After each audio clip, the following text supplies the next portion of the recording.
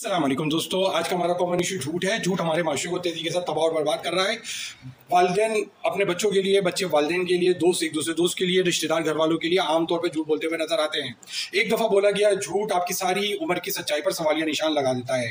جھوٹے انسان کو عموماً لوگ ناپسند کرتے ہیں، لیکن خود بھی اس بیماری کے اندر پھنسے ہوئے ہوتے ہیں، مگر ان کو اس کے بارے میں معلوم نہیں ہوتا۔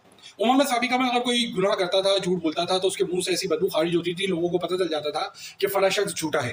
پیارے آقا میٹھے مصطفیٰ صلی اللہ تعالیٰ علیہ وسلم کا فرمان عبرت نشان ہے، جھوٹ چہرے کو سیاہ کر دیتا ہے اور چغل خوری عذاب قبر کا باعث ہے۔ ایک اور جگہ پیارے آقا میٹھے مصطفیٰ صلی اللہ تعالیٰ علیہ وسلم نے ارشاد فرمایا کہ جھوٹ بولنے سے منہ سے ایسی بدبو خارج ہوتی ہے کہ فرشتہ 1 میل تک دور چلا جاتا ہے۔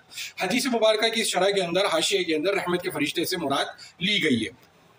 ایک جگہ اور روایت میں آتا ہے کہ آپ صلی اللہ تعالیٰ علیہ وسلم نے فرمایا، ہلاکت ہے اس شخص کے لیے، ہلاکت ہے اس کے لیے جو اس غرض سے جھوٹ بولے کہ لوگ ہنسیں، ہلاکت ہے اس کے لیے، ہلاکت ہے اس کے لیے 2 مرتبہ مزید فرمایا۔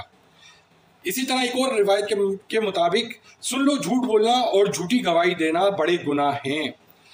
پیارے پیارے دوستو، ہمیں بھی اس بیماری کے حوالے سے اپنی معلومات میں اضافہ کرنا چاہیے اور جھوٹ سے بچنا چاہیے، اور اپنے بچوں کو بھی تربیت میں جھوٹ سے بچنے کی عادت ڈالنی چاہیے۔ چاہے آپ کو جتنی ہی مشکل کیوں نہ ہو، سچ سے کام لینا چاہیے۔